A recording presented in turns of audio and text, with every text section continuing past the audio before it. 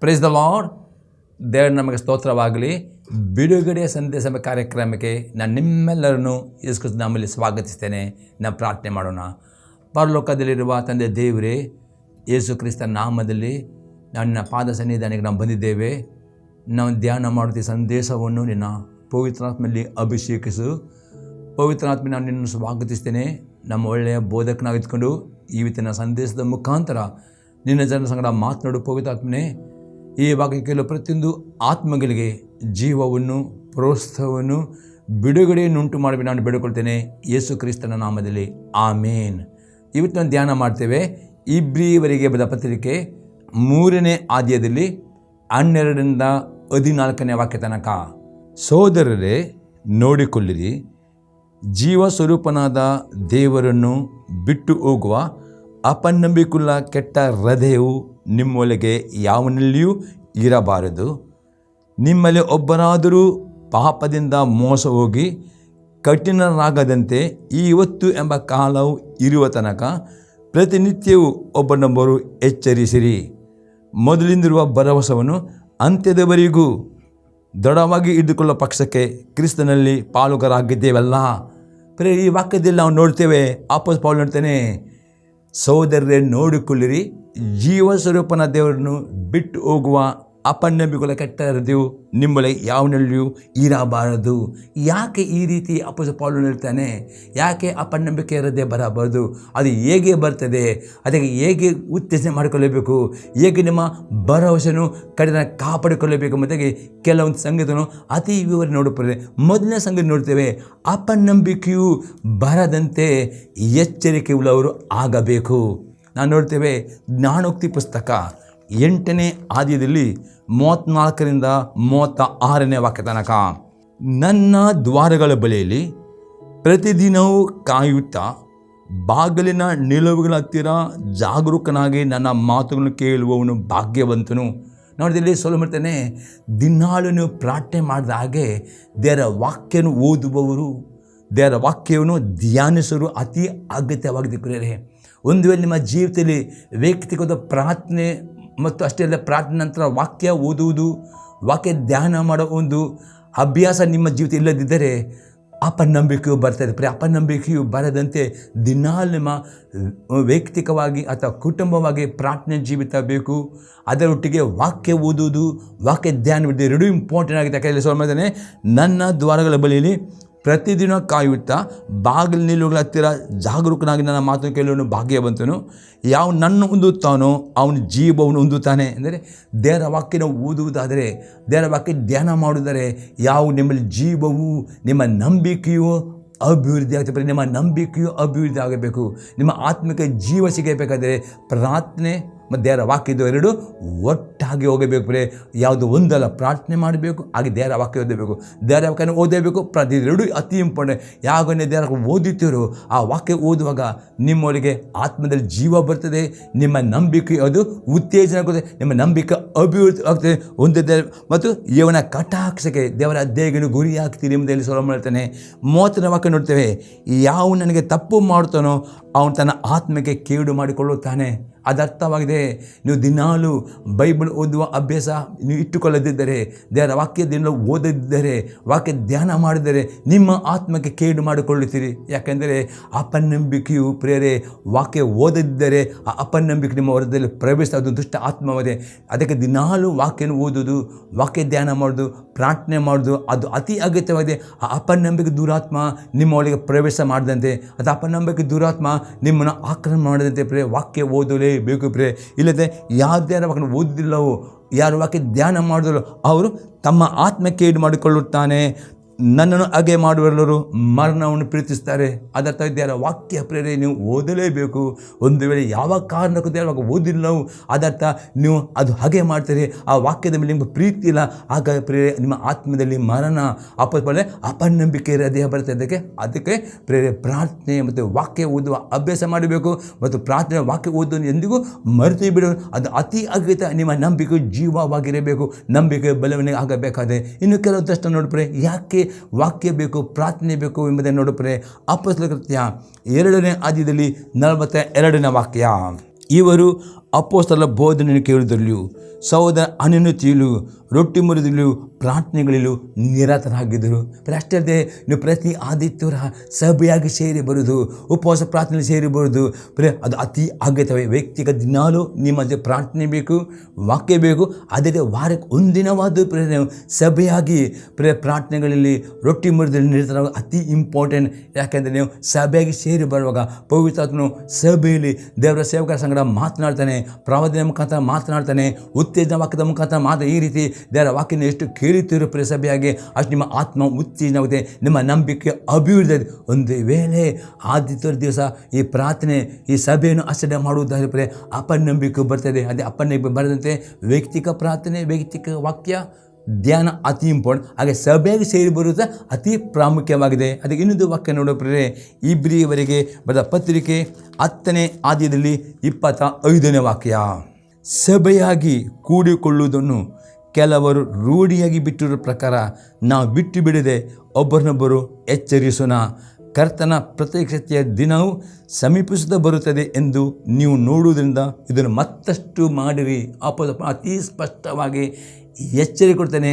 ಸಭೆಯಾಗಿ ಕೂಡಿಕೊಳ್ಳುವುದನ್ನು ಕೆಲವರು ರೂಢಿಯಾಗಿ ಬಿಟ್ಟಿದ್ದಾರೆ. ಹಾಗೆ ಬಿಟ್ಟು ಬಿಡದೆ ಇನ್ನೂ ಅತಿ ಆಸಕ್ತಿಯಿಂದ ಸಭೆ ಕೂಡಿ ಬರಬೇಕು. ಯಾಕಂದರೆ ಯೇಸು ಕ್ರಿಸ್ತನ ಪ್ರತ್ಯಕ್ಷತೆ ಆತನ ಬರೋಣ ಹತ್ತಿರ ಉಂಟು. ಹಾಗಾದರೆ ಅದಕ್ಕೆ ಅಪೊಸ್ತಲ ಪೌಲನು ಹೇಳ್ತಾನೆ, ಸಹೋದರರೇ ನೋಡಿಕೊಳ್ಳಿರಿ, ಜೀವ ಸ್ವರೂಪನಾಗಿರುವ ದೇವರನ್ನು ಬಿಟ್ಟು ಹೋಗುವ ಅಪನಂಬಿಕೆ ಕೆಟ್ಟದ್ದು ನಿಮ್ಮಲ್ಲಿ ಬರಬಾರದಂದರೆ ಅದಕ್ಕೆ ಒಂದು ವೇಳೆ ನಿಮ್ಮಲ್ಲಿ ವ್ಯಕ್ತಿಗತ ಪ್ರಾರ್ಥನೆ ಜೀವಿತವಿಲ್ಲವೋ, ವಾಕ್ಯ ಧ್ಯಾನವಿಲ್ಲವೋ, ಅಪನಂಬಿಕೆಯು ನಿಮ್ಮ ಒಳಗೆ ಪ್ರವೇಶಿಸಿದೆ.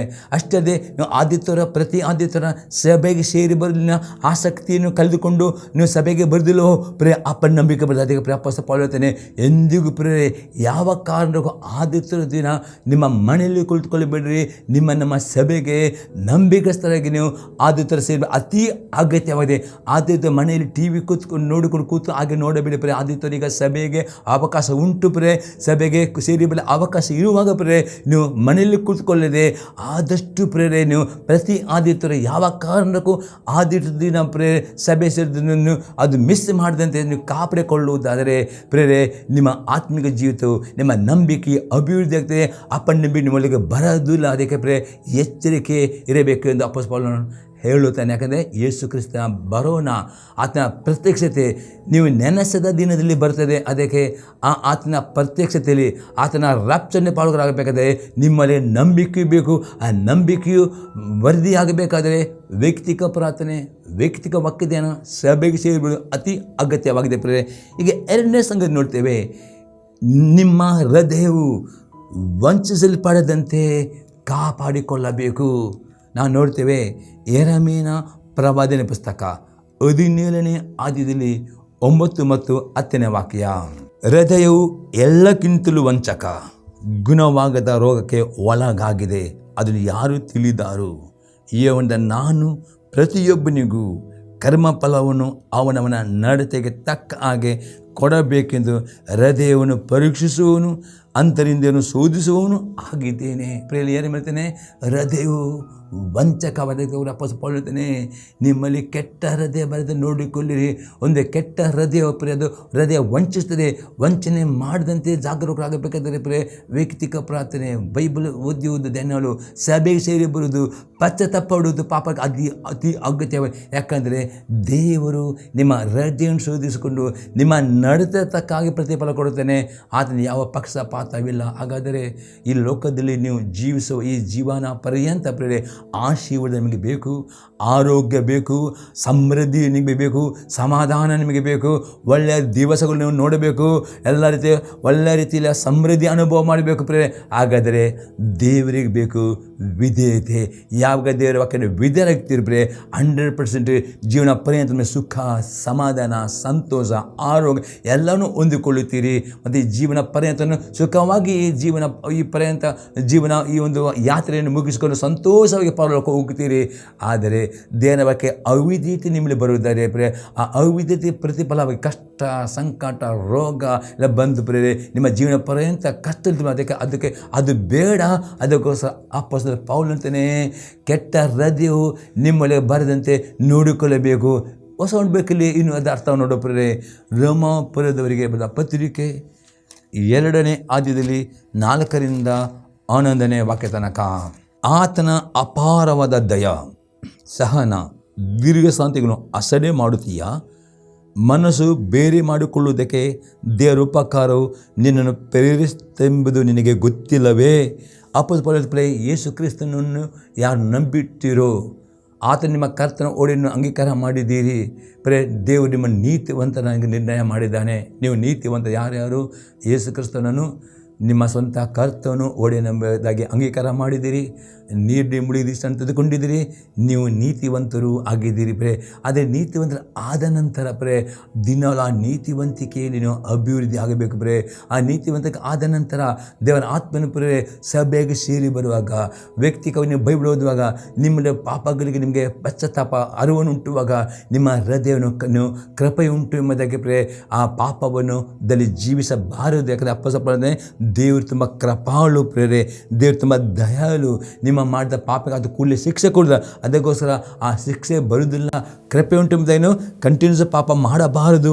ಆ ದೇವರ ಕೃಪೆಯನ್ನು ಉಪಯೋಗ ಮಾಡಬೇಕು. ಅದು ಯಾಕೆಂದರೆ ನೀವು ಪಶ್ಚಾತ್ತಾಪ ಪಡೋದಕ್ಕೋಸ್ಕರ ದೇವರು ದೀರ್ಘ ತಾಳ್ಮೆಯಿಂದ ನಿಮ್ಮ ಪಾಪ ಸಹಿಸಿಕೊಳ್ಳುತ್ತಾನೆ. ಆದರೆ ದೇವರ ದೀರ್ಘ ತಾಳ್ಮೆಯನ್ನು ಆಸಡೆ ಮಾಡಬಾರದು ಎಂಬುದಾಗಿ ಇಲ್ಲಿ ಅಪೊಸ್ತಲ ಪೌಲನು 5ನೇ ವಾಕ್ಯದಲ್ಲಿ ಈಗ ಹೇಳ್ತಾನೆ, ನೀನು ನಿನ್ನ ಮೊಂಡತನವನ್ನು ಪಶ್ಚಾತ್ತಾಪವಿಲ್ಲದ ಮನಸ್ಸನ್ನು ಅನುಸರಿಸುವುದರಿಂದ ನಿನಗೋಸ್ಕರ ದೇವರ ಕೋಪವನ್ನು ಕೂಡಿಟ್ಟುಕೊಳ್ಳುತ್ತಾ ಇದ್ದಿ.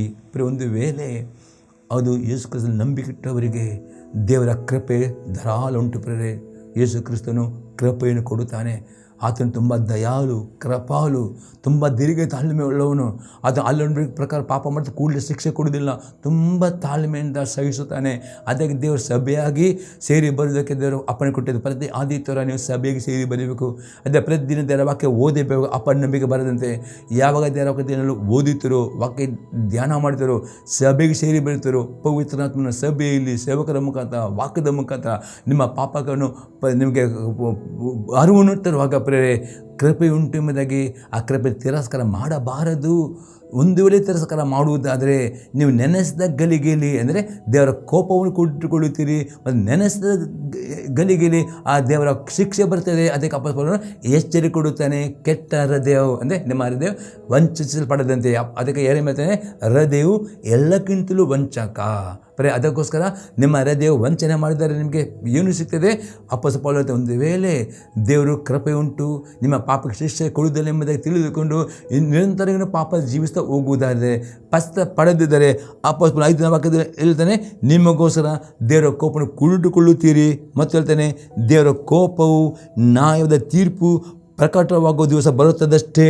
ಅಪೊಸ್ತಲ ಪೌಲನು ಹೇಳ್ತಾನೆ, ಒಂದು ದಿನ ಇಟ್ಟಿದೆ, ಅದು ನೀವು ನೆನೆಸಿದ ದಿನದಲ್ಲಿ. ಅದು ಯಾವ ದಿವಸ ನಿಮ್ಮ ಪಾಪಕ್ಕೆ ಶಿಕ್ಷೆ ಬರ್ತದೆ ಗೊತ್ತಿಲ್ಲದೆ ಬರ್ತದೆ. ಯಾಕಂದರೆ ಯೇಸು ಕ್ರಿಸ್ತನನ್ನು ನಂಬಿಕೆಟ್ಟು ನೀರಿನಲ್ಲಿ ಮುಳುಗಿ ದೀಕ್ಷೆ ತೆಗೆದುಕೊಳ್ಳುವವರಿಗೆ ನಿತ್ಯ ನರಕ ಎಂಬುದು ಇಲ್ಲ. ದೇವರು ನಿತ್ಯ ಜೀವನ ವಾಗ್ದಾನ ಮಾಡಿದ್ದಾನೆ. ಅದಕ್ಕೋಸ್ಕರ ಯೇಸು ಕ್ರಿಸ್ತನ ನಂಬಿಕೆ ನೀರಿನಲ್ಲಿ ಮುಳುಗಿಸಿಕೊಂಡ ದೇವರ ಮಕ್ಕಳು ಪಾಪ ಮಾಡುವಾಗ ದೇವರು ತುಂಬ ಸಲ ಎಚ್ಚರಿಕೆ ಕೊಡುತ್ತಾನೆ.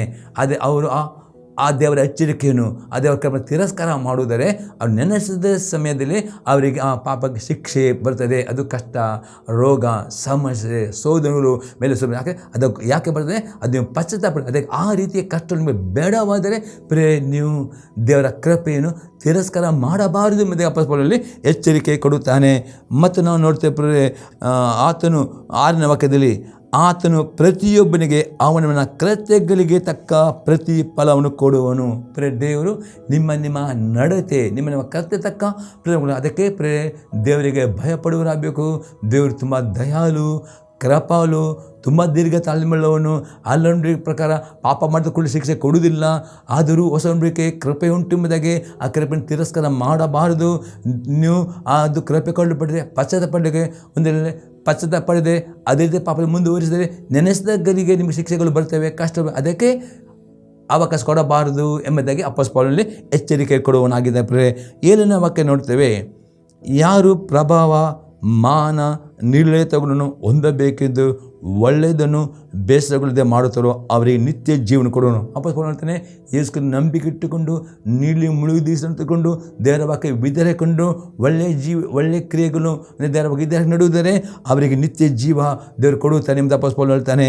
8ನೇ ವಾಕ್ಯ, ಯಾರು ಸ್ವೇಚ್ಛೆಯುಳ್ಳವರಾಗಿ ಸತ್ಯವನ್ನು ಅನುಸರಿಸದೆ ಅನ್ಯಾಯವನ್ನು ಅನುಸರಿಸ್ತಾರೋ ಅವರಿಗೆ ಕೋಪ ರೌದ್ರಗಳು ಬರುವವು. ಅತಿ ಸ್ಪಷ್ಟ ಹೇಳ್ತಾನೆ, ನಿಮ್ಮ ಇಚ್ಛೆಯಿಂದ ದೇವರ ವಾಕ್ಯವನ್ನು ವಿಧೇಯರಾಗದೆ ನೀವು ಅನ್ಯಾಯವನ್ನು ಅನುಸರಿಸ್ತಾರೋ ಅವರಿಗೆ ಕೋಪ ರೌದ್ರಗಳು ಬರ್ತವೆ. ಮತ್ತು 9ನೇ ವಾಕ್ಯ ಹೇಳ್ತದೆ, ಕೆಟ್ಟದನ್ನು ನಡೆಸುವ ಪ್ರತಿಯೊಬ್ಬ ಪ್ರಾಣಿಗೆ ಕಷ್ಟವು ಸಂಕಟ ಬರುವು, ಯೆಹೂದ್ಯರಿಗೆ ಮೊದಲು ಅನಂತರ ಗ್ರೀಕರಿಗೆ ಸಹ. ಅಪೊಸ್ತಲನು ಅತಿ ಸ್ಪಷ್ಟ ಹೇಳ್ತಾನೆ, ದೇವರು ಯಾರು ಕೆಟ್ಟದ್ದನ್ನು ಮಾಡ್ತಾರೋ, ಕೆಟ್ಟದೆಂದರೆ ದೇವರ ವಾಕ್ಯಕ್ಕೆ ಅವಿಧೇಯರಾಗ್ತಾರೋ, ಕೃಪೆ ಉಂಟು ಎಂಬುದಾಗಿ ಪಶ್ಚಾತ್ತಾಪ ಪಡೆದು ಅವರಿಗೆ ಕಷ್ಟವು ಸಂಕಟ ಬರ್ತವೆ, ಯೆಹೂದ್ಯರಿಗೂ ಬರ್ತವೆ ಅಂತ ಗ್ರೀಕರಿಗೆ ಬರ್ತದೆ. ಅದಕ್ಕೆ 10ನೇ ವಾಕ್ಯ, ಅದೇ ಒಳ್ಳೆಯದನ್ನು ನಡೆಸುವ ಪ್ರತಿಯೊಬ್ಬನಿಗೆ ಪ್ರಭಾವವು ಮಾನವು ಮನಃಶಾಂತಿ ಉಂಟಾಗುತ್ತವೆ. ಒಳ್ಳೆಯದನ್ನೆಂದರೆ ಯೇಸು ನಂಬಿಕೆ ಇಟ್ಟುಕೊಂಡು ದೇವರ ವಾಕ್ಯಕ್ಕೆ ಅವರು ವಿದ್ಯಾರ್ಥಿಗೆ ನಡೆಯುತ್ತಾರೋ, ದೇವರ ವಾಕ್ಯ ಒಳ್ಳೆಯ ಕ್ರಿಯೆಗಳು ಮಾಡ್ತಾರೋ, ವಿಧೇಯತೆ ಕ್ರಿಯೆಗಳು ಅವರಿಗೆ ಈ ಲೋಕದಲ್ಲಿ ಪ್ರಭಾವ ಮಾನ, ಅವರಿಗೆ ಯಾವಾಗಲೂ ಸಮಾಧಾನ ಸಂತೋಷ ಪ್ರಭಾವ ಮಾನ ಯಾವಾಗಲೂ ಅವರಿಗೆ ಸಿಗುತ್ತವೆ ಮತ್ತು ನಿತ್ಯ ಜೀವವು ಅವರಿಗೆ ಉಂಟು ಎಂಬುದು ಅಪೊಸ್ತಲನು ಹೇಳ್ತಾನೆ. ಅದಕ್ಕೆ ಯೆಹೂದ್ಯರ ಮೊದಲು ಅನಂತರ ಗ್ರೀಕರು ಸಹ ದೇವರಿಗೆ ಪಕ್ಷಪಾತವಿಲ್ಲ. ಅದಕ್ಕೆ ಅಪೊಸ್ತಲನು ಹೇಳ್ತಾನೆ ಇಬ್ರಿಯರು 3:12 ವಾಕ್ಯದಲ್ಲಿ 13ನೇ ವಾಕ್ಯದಲ್ಲಿ, ಕೆಟ್ಟ ಹೃದಯವು ಎಂದರೆ ನಿಮ್ಮ ಹೃದಯವು ಕೆಟ್ಟದಾಗಬಾರದು, ನಿಮ್ಮ ಹೃದಯವು ಮೋಸ ವಂಚಿಸಲ್ಪಡಬಾರದು, ನಿಮ್ಮ ಹೃದಯ ಕಠಿಣರಾಗಬಾರದು. ಅದು ದೇವರ ಕೃಪೆ ಉಂಟು. ದೇವರು ತುಂಬ ದೀರ್ಘ ತಾಳ್ಮೆಯುಳ್ಳವನು. ಅದಕ್ಕೆ ದೇವರು ವಾಕ್ಯ ಓದಬೇಕು.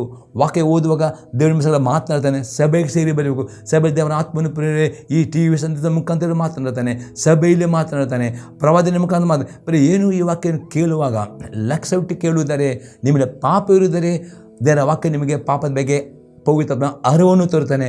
ಆ ಪಾಪದ ಬಗ್ಗೆ ಅರಿವು ಉಂಟು ಮಾಡುವಾಗ ನೀವು ಒಪ್ಪಿಕೊಳ್ಳಬೇಕು. ಆ ಪಾಪನ ಬಿಟ್ಟರೆ ಆಶೀರ್ವಾದ ನಿಮಗೆ ಸಿಗ್ತದೆ. ಒಂದು ವೇಳೆ ಕೃಪೆ ಉಂಟು ತೊಂದರೆ ನಮ್ಮದೇ ಅದೇ ಪಾಪ ನಿರಂತರ ಮುಂದುವರಿಸಿಕೊಂಡು ಹೋಗುತ್ತಾರೆ, ನೆನೆಸದ ಗಲಿಗಲಿ ನಿಮ್ಮ ಮೇಲೆ ಕಷ್ಟ ಸಂಕಟ ಮೇಲಿಂದ ಮೇಲೆ ಬರ್ತೇವೆ. ಅದಕ್ಕೆ ನಾವು ನೋಡ್ತೇವೆ ದೃಷ್ಟಾಂತ ಯೋಬನ ಬಗ್ಗೆ ನೋಡ್ತೇವೆ. ಯೋಬನು ನೀತಿವಂತನಾಗಿದ್ದನು, ದೇವರಿಗೆ ಭಯಪಡುವನಾಗಿದ್ದನು, ದಿನಲ್ಲೂ ಪ್ರಾರ್ಥನೆ ಮಾಡುವ ವ್ಯಕ್ತಿ ಆಗಿದ್ದನು, ಅವನು ತುಂಬ ದಾನ ಧರ್ಮ ಮಾಡುವ ವ್ಯಕ್ತಿ ಆಗಿದ್ದನು. ಅದಷ್ಟೇ ಅವನಲ್ಲಿ ತಾನೇ ನೀತಿವಂತ ಎಂಬ ಒಂದು ಆತ್ಮಿಕ ಅಹಂಕಾರ ಇತ್ತು. ಅಷ್ಟೇ ಅವನು ತಾನೇ ನೀತಿವಂತನು, ತನ್ನಲ್ಲಿ ಪಾಪ ಎಂಬ ಅಹಂಕಾರ ಇದ್ದ ನಿಮಿತ್ತಾಗಿ ದೇವರು ಅವನಿಗೆ ಕಷ್ಟ ಬರೋ ಮೊದಲು ಅವನಿಗೆ ಎಚ್ಚರಿಕೆ ಕೊಟ್ಟು ಕನಸಲ್ಲಿದ್ದರೂ ಮಾತನಾಡಿದನು, ಎಚ್ಚರಿಕೆ ದೇವರು ಕೊಟ್ಟನು. ಆದರೂ ಅವನು ಆ ಎಚ್ಚರಿಕೆ ಮಾತನಾಡಿಗೆ ವಿಧೇಯನಾಗಲ್ಲ. ಅದಕ್ಕೆ ಅವನು ನೆನೆಸಿದ ಯೋಬನು ನೆನೆಸಲಿಲ್ಲ. ಯಾವಾಗ ಅವನಿಗೆ ದುರ್ಘಟನೆ ಬರ್ತದೆ ಮತ್ತು ದುರ್ಗತಿ ಬರ್ತದೆ, ಅವನು ನೆನೆಸಿದ ದಿನದಲ್ಲಿ ಮೇಲಿನ ಮೇಲೆ ಕಷ್ಟಗಳು ಬಂತು, ಅವನ ಕುಟುಂಬವನ್ನು ನಷ್ಟವಾಯಿತು, ಅವನ ಮನೆ ಮೇಲೆ ಕಷ್ಟ ಸಂಕಟ ಬಂದು ಲಾಸ್ಟ್ ಅವನು ರೋಗ ಪೀಡಿತನಾದನು. ಲಾಸ್ಟಿಗೆ ಅವನಿಗೆ ಮನವರಿಕೆ ಪಶ್ಚಾತ್ತಾಪ ಪಟ್ಟ ನಂತರ ಅವನಿಗೆ ತಿರುಗಿ ದೇವರು 2 ಪಟ್ಟು ಆಶೀರ್ವಾದವನ್ನು. ಅದಕ್ಕೋಸ್ಕರ ನೆನೆಸದ ಗಲಿಗೆ ಯೋಬನು ನೆನೆಸಿಲ್ಲ. ಯಾವಾಗ ಆತನಿಗೆ ಆ ರೀತಿ ಕಷ್ಟ ನೆನೆಸದ ದಿನ ಅವನಿಗೆ ಆಗೋದಕ್ಕೆ ಅಪ್ಪಸ್ಕೊಳ್ಳೋದೇ, ನಿಮ್ಮ ಹೃದಯವು ಕೆಟ್ಟದಾಗದಂತೆ ವಂಚನೆ ಆಗದಂತೆ ನೀವು ಜಾಗರೂಕರಾಗಬೇಕು, ಅಪನಂಬಿಕೆ ಬರದಂತೆ ಜಾಗರೂಕ ಆಗಬೇಕು, ಸಭೆಗೆ ಸೇರಿ ಬರಬೇಕು ಮತ್ತು ಪಾಪಕ್ಕೆ ಪಶ್ಚಾತ್ತಾಪ ಪಡುವರಬೇಕು. ಒಂದೇ ಪಾಪಕ್ಕೆ ಪಶ್ಚಾತ್ತಾಪ ಪಡೆದಿದ್ದರೆ ನಿಮಗೆ ಕಷ್ಟಗಳು ಬರ್ತವೆ. ಪಶ್ಚಾತ್ತಾಪ ಜೀವಿಸಿದರೆ ಈ ಲೋಕದ ಪ್ರಭಾವ ಮಾನ ಮನಃಶಾಂತಿ ಮತ್ತು ನಿತ್ಯ ಜೀವವು ನಿಮಗೆ ದೇವರ ವಾಗ್ದಾನ ಕೊಟ್ಟಿದ್ದೇನೆ. ಅದು ಒಂದು ತೀರಿ ಅದಕ್ಕೋಸ್ಕರ ಹೃದಯವು ಕೆಟ್ಟದಂತೆ ಯಾವಾಗಲೂ ಜಾಗದ ಕಾಪಾಡಿಕೊಳ್ಳಲು ಅತಿ ಅಗತ್ಯ ಎಂಬುದಾಗಿ ಅಪೊಸ್ತಲನು ಎಚ್ಚರಿಸುತ್ತಾನೆ. 3ನೇ ಸಂಗತಿ ನೋಡ್ತೇವೆ, ಪಾಪದಿಂದ ಮೋಸ ಹೋಗಬಾರದು. 1ನೇ ಕೊರಿಂಥ 15ನೇ ಅಧ್ಯಾಯದಲ್ಲಿ 33 ಮತ್ತು 34ನೇ ವಾಕ್ಯ, ಮೋಸ ಹೋಗಬೇಡಿರಿ, ದುಷ್ಟ ಸಹವಾಸವು ಸದಾಚಾರವನ್ನು ಕೆಡಿಸುತ್ತದೆ. ಅಪ್ಪನೇ ಮೋಸ ಹೋಗ ದುಷ್ಟರ ಸಹವಾಸ ದುಷ್ಟರೊಟ್ಟಿಗೆ ನೀವು ಇಜ್ಜೋಡಾಗಬಾರ್ದು, ದುಷ್ಟರೊಟ್ಟಿಗೆ ಒಡಂಬಡಿ, ದುಷ್ಟರ ಸಹವಾಸವು ಸದಾಚಾರ ಕೆಡಿಸುತ್ತದೆ. ಮತ್ತು ಇಂಥ ಅಮಲಿನಿಂದ ನೀತಿವಂತರಾಗ್ರಿ, ಪಾಪವನ್ನು ಬಿಟ್ಟು ಬಿಡಬೇಕು. ಅಪ್ಪನೇ ಪಾಪವನ್ನು ಬಿಟ್ಟು ಬಿಡಬೇಕು. ಇಲ್ಲ ಪಾಪ ಬಿಟ್ಟು ಬಿಡದೇ ಮೋಸ ಹೋಗ್ತೀರಿ ಎಂದು ಅಪ್ಪನಲ್ಲಿ ಎಚ್ಚರಿಸ್ತಾನೆ. ಕೆಲವರಿಗೆ ದೇವರ ವಿಷಯದಲ್ಲಿ ಜ್ಞಾನವಿಲ್ಲ, ನಿಮಗೆ ನಾಚಿಕೆ ಹುಟ್ಟಬೇಕಿದ್ದು ಹೇಳುತ್ತೇನೆ. ಅತಿ ಸ್ಪಷ್ಟತೆ, ಮೋಸ ಹೋಗಬೇಡ್ರಿ. ದುಷ್ಟರ ಸಹವಾಸ ಅಂದರೆ ದುಷ್ಟೊಟ್ಟಿನ ಇಜ್ಜೋರಾಗೋದು, ದುಷ್ಟರಿಗೆ ಒಡಂಬಡಿಕೆ ಮಾಡೋದು, ದುಷ್ಟೊಟ್ಟು ಸೇರಿ ವಿಗ್ರಹಾರ್ಧನೆ ಮಾಡೋದು, ಈ ರೀತಿ ನೀವು ಮಾಡುವಾಗ ನೀವು ದುಷ್ಟರಾಗುತ್ತೀರಿ. ಅದಕ್ಕೆ ಪೌಲರು ಹೇಳ್ತಾನೆ, ನೀತಿವಂತರಾಗಬೇಕು. ಅದರ್ಥ ಪಾಪವನ್ನು ಬಿಟ್ಟು ಬಿಡಬೇಕು ಎಂಬುದೇ ಎಚ್ಚರಿಕೆ ಕೊಡುತ್ತಾನೆ ಪ್ರೇರೆ. ಅದಕ್ಕೆ ಇನ್ನೊಂದು ಎಕ್ಸಾಂಪಲ್ ನೋಡೋ ಪ್ರೇರೆ, ಗಲಾತ್ಯದವರಿಗೆ ಪತ್ರಿಕೆ 6ನೇ ಅಧ್ಯಾಯದಲ್ಲಿ 7 ಮತ್ತು 8ನೇ ವಾಕ್ಯ. ಮೋಸ ಹೋಗಬೇಡಿರಿ, ದೇವರು ತಿರಸ್ಕಾರ ಸಹಿಸುವವನಲ್ಲ.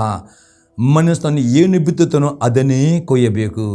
ತನ್ನ ಶರೀರ ಭಾವವನ್ನು ಕುರಿತು ಬಿತ್ತುವವನು ಆ ಭಾವದಿಂದ ನಾಶನ ಕೊಯ್ಯುವನು, ಆತ್ಮ ಕುರಿತು ಬಿತ್ತುವನು ಆತ್ಮದಿಂದ ನಿತ್ಯ ಜೀವನ ಕೊಯ್ಯುವನು. ಅತಿ ಸ್ಪಷ್ಟ ಹೇಳ್ತಾನೆ ಪ್ರೇರೆ. ಅದು ಹೇಳ್ತಾನೆ, ಮೋಸ ಹೋಗಬೇಡಿ, ದೇವರು ತಿರಸ್ಕಾರ ಸಹಿಸುವನಲ್ಲ. ಮನಸ್ಸು ಏನು ಬಿತ್ತುತ್ತ ಪ್ರೇ, ಈ ಲೋಕ ಇರುತ್ತ ಬಿತ್ತನೆ ಮತ್ತು ಕೊಯ್ಲು ಉಂಟು. ಇದು ಕ್ರಮ ತಪ್ಪುವುದಿಲ್ಲ. ನೀವು ಶರೀರಾಧೀನ ಪ್ರಕಾರ ನಡೀತಿರೋ, ಯೇಸುವನ್ನು ನಂಬಿಕೆ ಇಟ್ಟಿದ್ದೀರಿ, ನೀಲಿ ಮುಳುಗಿ ದೃಷ್ಟಿಯನ್ನು ತೆಗೆದುಕೊಂಡಿದ್ದೀರಿ, ನೀತಿವಾದ ನಿರ್ಣಯವನ್ನು ಹೊಂದಿದ್ದೀರಿ. ಆದರೂ ನೀವು ಶರೀರಾಧನ ಸ್ವಭಾವ ಪಾಪದ ಜೀವಿಸ್ತೀರೋ, ಕೆಟ್ಟ ಕೆಲಸಗಳನ್ನು ಮಾಡ್ತಿರೋ, ವ್ಯಭಿಚಾರ, ವಿಗ್ರಹಾರ್ಧನೆ, ಮೋಸ ಇದೆಲ್ಲ ಶರೀರಾದ ಪ್ರಕಾರ ನಡೀತಿರೋ. ಅಪೊಸ್ತಲನಾದ ಪೌಲನು ಹೇಳ್ತಾನೆ, ಶರೀರಾದ ಪ್ರಕಾರ ನಡೆಯುವುದರೆ ನಿಮಗೆ ಅದರ ನಾಶನ, ಆ ಶಿಕ್ಷೆಗಳು, ಆ ಕಷ್ಟಗಳು, ಸಮಸ್ಯೆಗಳು, ರೋಗಗಳು ಬರ್ತದೆ. ಅದಕ್ಕೆ ಅಪೊಸ್ತಲನು ಹೇಳ್ತಾನೆ, ನೀವು ಪವಿತ್ರಾತ್ಮನನ್ನು ಅನುಸರಿಸಿ ನಡೆಯುವುದಾದರೆ, ಆ ಎಲ್ಲ ಶರೀರ ಭಾವಗಳನ್ನು ನಾಶ ಮಾಡಿಕೊಂಡು ಪವಿತ್ರ ಪ್ರಕಾರ ನಡೆಯುವುದರೆ ನಿಮಗೆ ನಿತ್ಯ ಜೀವ ಸಿಗ್ತಾ ಆಗದೆ.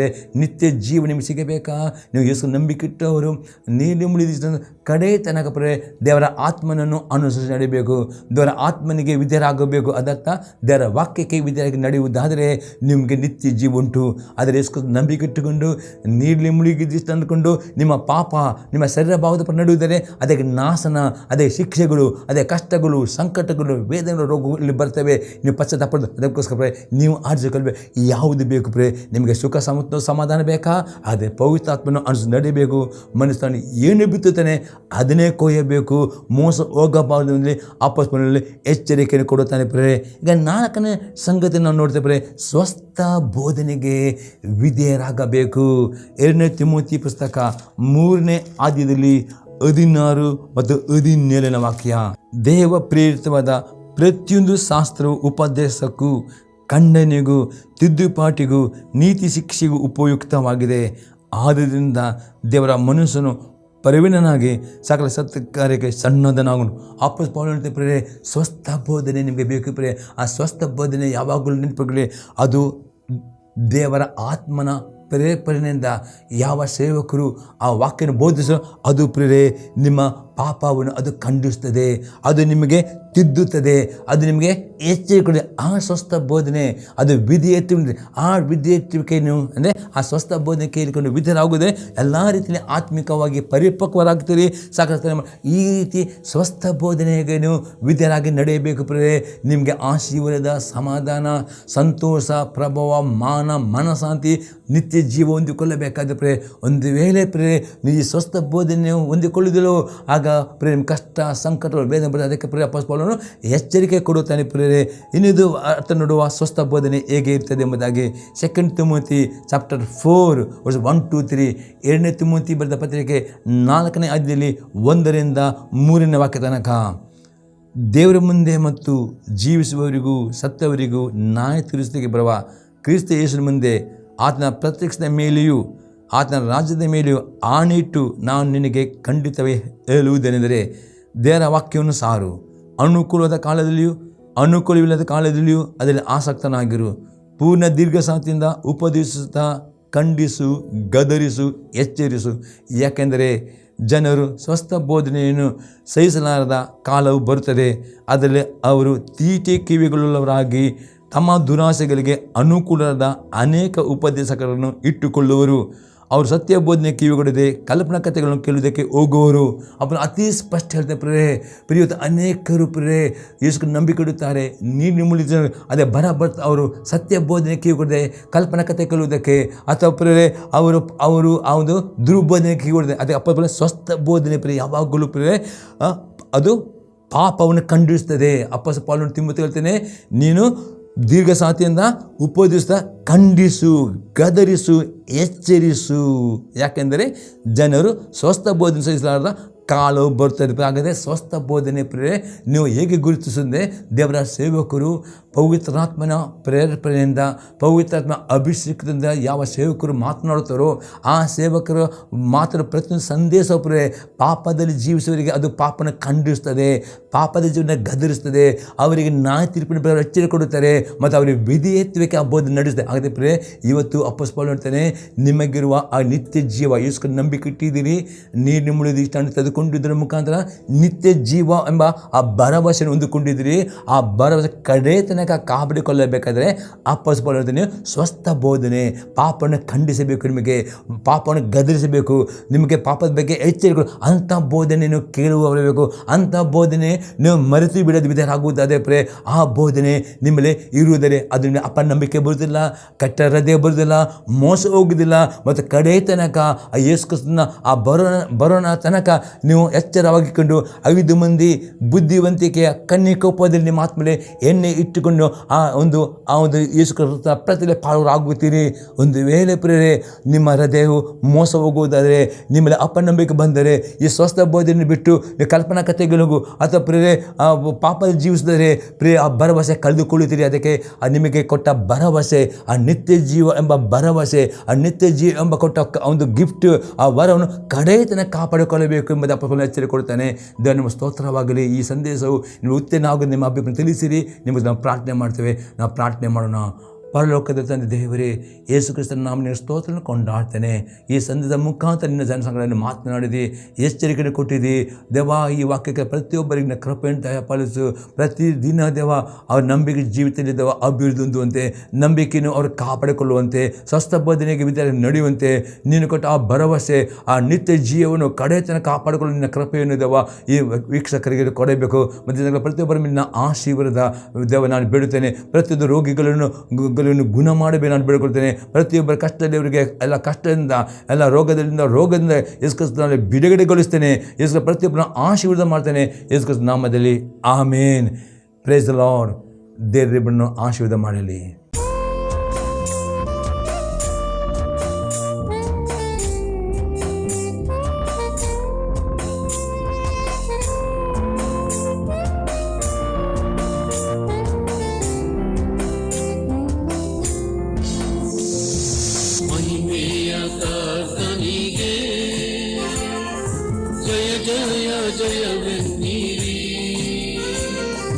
ಜಯ ವೀರ ದೇವ